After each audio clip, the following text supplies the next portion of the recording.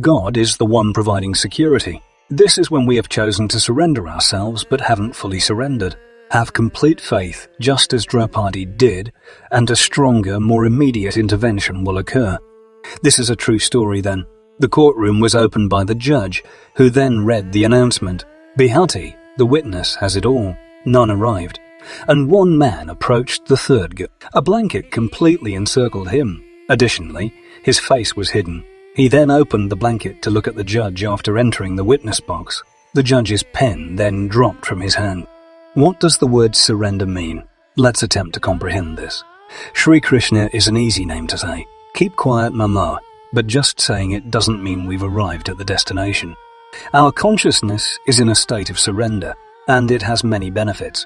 But it has been condensed and presented in this way by oratorios and scriptures in order to be understood. Nicholas was a girl who wished Raksha Shitty and her prodigal celebrity luck for the upcoming year, as well as for her art. God, however, punishes harshly or without guilt. These two regions have stated that for a surrender to be valid, all 6 of these requirements must be met. God, you know I've complied with 5 requirements, or I'm 5 by 6 to submit. The entire area stops working if even one of us has a loose wire. As a result, we must consider everything. The first is still our core, and it is our personality that we are giving to God and Guru. They want us to be pure and submissive, in line with their desires. Therefore, you want the same for yourself. They want us to be devoted to them. The same is what you want for yourself. A very easy task. Mirabai, if Sri Krishna wants me to laugh, I laugh, he said. He can try to make me cry all he wants, if he wants to ignore me. How are you doing? I'm not sure. Forget it. If he decides to use his divine dish to murder me, he's welcome to stay for me, though. Send it her way. No matter what he does or how he acts now in real life, Gopal is my enduring love. It all comes down to accepting life. Some people constantly struggle with life. They are having trouble at work. I don't enjoy my job. The city and their family bother me. My family is not to my taste. Their entire life is therefore at odds with the circumstances that God has given them. The opposite of that is calm acceptance, when you decide to accept that all internal conflict stops. The second point is practical because it warns against breaking God's will and breaking operatic rules. If you dig a little deeper, why is this prohibited? Because the soul is God's servant according to its constitutional position. God is an energy, and God's energy's job is to serve God's energetic. We are therefore designed to please and serve God because we are a small part of His soul energy. Of course, you should make an effort to live a successful life according to your understanding. However, do not criticize God if things do not go as planned. Why did He harm me in this way? When we question, why did God do this to me? The abdication cracks. He will bestow His divine property on our souls, according to a lovely verse in the Bog. Keep waiting for the divine grace if we meet these 3 criteria. Keep your patience. He has abandoned me. He won't ever be kind to me. Be positive. If there is a delay, He will definitely grace me. The delay is invisible to me. Second circumstance. Whatever blessings and tragedies your boss brings into your life, Gutter must accept them without moaning. In actuality, it is through these challenges that we learn, develop, and ultimately lift ourselves. There is cause for concern because growth implies certain implications. You aren't bothered, though. There is justification for attachment. You are not tied down. Although you should be proud, you are not. There is cause for annoyance, but you remain composed. That is what progress means. And only in challenging circumstances does such advancement occur. The third involves your body, using your words, actions, and thoughts. Don't stop paying God respect. Don't desire against His desire is the second mind in surrender. The third thing is to trust that He is keeping me safe. He made the plants that produce the oxygen we need to breathe because He is aware of our need for it. They operate automatically and cleanse He has made sure that we are in His care. But resist the urge to panic. God, oh God, what will occur? He is caring for all living things on the planet. There are many trillions of the tiny ants, and you fail to locate. 1 billion, my God, and there was death. They have everything they require. The elephants also consume a lot of food. I witnessed God's capabilities. Due to his enormous size and incredible memory, the elephant travels to 365 locations every day. If he repeats himself, people will already be there. God is thus the one who is guarding. This is when we have chosen to surrender ourselves, but haven't fully surrendered. Have complete faith, just as Draupadi did, and a stronger, more immediate intervention will occur. I am familiar with the judge's salami tale. He was a Mathura judge before becoming a Swami, and he formerly resided in Haridwar as a Judge Swami. But his tale rose to great fame. It was quite amazing how he came to become a Swami. In Vrindavan, there is a well-known beheaded temple, and a Brahmin once resided nearby. He had to take out a loan from a Mahajan moneylender named Segar in order to marry off his daughter.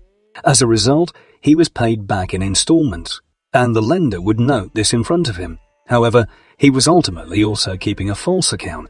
Once the entire payment had been made, he claimed that you had not made any payments, and he filed a lawsuit in the appropriate court. So the court now filed an appeal. He says the clerk with the notice, the magistrate. The clerk then approached the Brahmin and informed him that the loan was still unpaid. Of course, I have returned my loan, he said. Is there a witness? The clerk inquired. Yes, Sri Krishna. There is a second witness in addition to the first. When the case was brought before the court, the judge asked, You have paid indeed. I have paid indeed. The witness is who? We had it, he claimed. That's fine then. Bring him to court. When the next hearing was scheduled, the Brahmin sobbed uncontrollably in front of Sri Krishna in the temple and demanded that he be protected. This is a true story then. Because it was noted in the record that the judge would be opening the proceedings, the announcement was made. Witness, Bihari has everything. None arrived. The call was made once more. Observe Gabadi. It is with Bihari. Still, no one arrived, and after the third call, a man approached. He had a blanket over him from head to toe, including his face. He then entered the witness stand. He looked at the judge before opening the blanket, and the judge's hand dropped the fan. You have come to give witness, the judge said after gathering himself. Yes, this person has paid this amount on this date, this amount on this date, and this amount on this date, the man replied. What is the proof, he questioned. In this specific cabinet, he claimed to have another register inside. So, the judge requested the police to conduct an investigation. They discovered the register containing every payment. The Brahmin was given a favourable ruling, but the judge later resigned. He quit his job and moved to Haridwar to become a judge. This is Shurinda's third discovery, and it is to have complete faith. Fourth, we should always be grateful for the favours we are given. Although we are being showered with many blessings, we are being careless and failing to recognise them as such. Therefore, having a grateful attitude is so purifying. One location was well known in Delhi. He received an invitation to the emperor's court. He consequently thought, I am so poor. I'm not dressed appropriately. How will I introduce this boy at the king's court? He was praying, Oh God, why have you made me so poor? As he was thinking in this manner, I'm in such bad shape. There is a knock on his door in the interim. When he opened the door, a buy-seller was there. This dye-seller possessed neither a single hand nor a single leg. He was therefore supporting himself by holding a crutch in his one hand. His other hand had vanished at this point. How was he able to sell those? He strung them together and wore the string around his neck like a necklace. In response, he said, Sir, will you buy any dice? And gave. The boy was shocked as he observed him. He noticed how happy, calm, and smiling his face was. He continued, or dye-seller, Don't you think that God has brought you so much suffering? Why should I feel bad? The seller retorted. I can sell these dice despite only having one hand and one leg. I do not consider it to be a business. I believe that by sharing joy with others, I am actually selling it to them. I give God praise for this chance. Now, the word had vanished. Here is a person who has nothing, but he has managed to frame it in such a way that it makes him grateful. On the other hand, I have 40 talents, which is a blessing. I have 2 hands, 2 feet, and everything else, but I'm cursing God because I don't have money. Therefore, remember to count your blessings rather than constantly reminding yourself of what you lack.